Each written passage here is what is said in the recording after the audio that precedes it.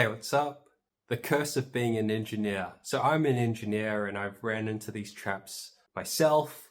I'll still fall into these traps, but I'm trying to be mindful of them. So there's three that I want to cover.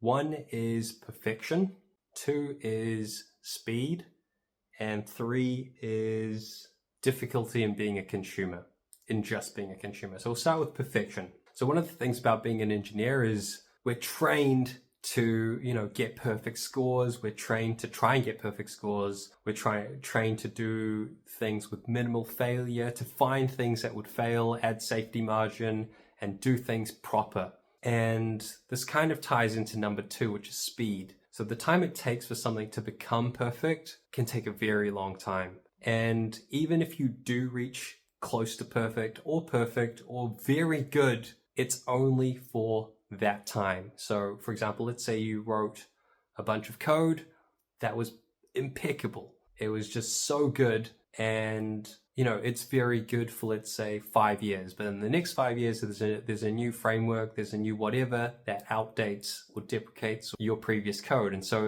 it only lasts for that period, let's say.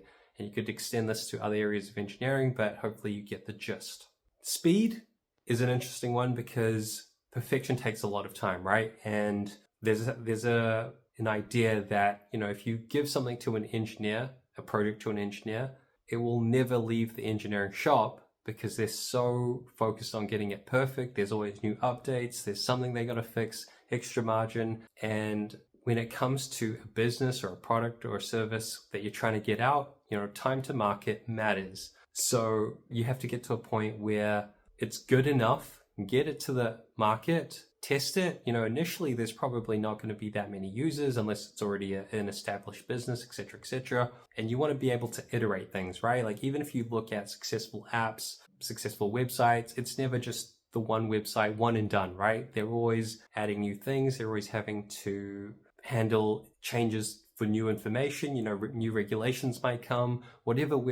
There's so many different things that you have to adapt to that it's very difficult to ever be perfect, and more difficult to be perfect forever. So that's just something to get in your head, I think, at the beginning, and I think it helps in terms of business, like transitioning from engineering to business. The third one is hard to just be a consumer. So this is something that I've reflected on as myself. So when I was younger, I would be very happy to try new things, try new apps, try new websites, try new games, and I was happy to be a consumer. And even so, like if you look at YouTube, and I created my YouTube account very early, right? I was a consumer of the website, but I also, have made videos here and there back in my old days. And so, in that sense, you're not necessarily a producer because I didn't produce YouTube. I am a consumer, but I'm also kind of like a user of the app in general because I'm, uploading my contents onto YouTube. And so in that sense, I'm kind of in the middle between a consumer and a producer, so some sort of user.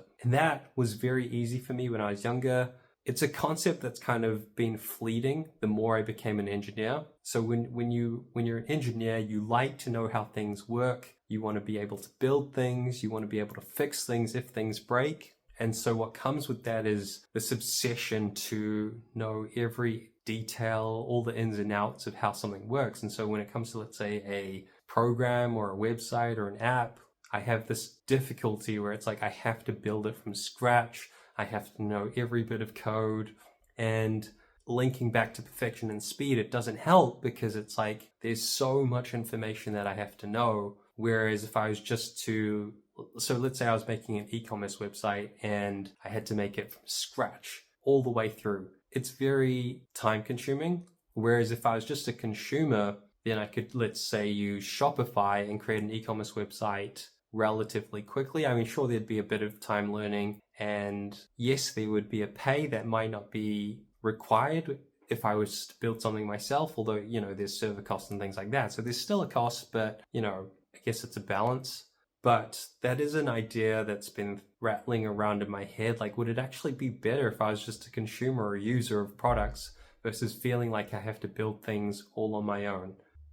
Yeah, it's something I've been thinking about, something I've been wondering if I should change the way, I don't know. It's just something that's lingered in my head. Like, would my life have been easier if it was simpler? I guess is kind of the theme of that. It's hard to say. Something to ponder. Thanks for watching. See you later.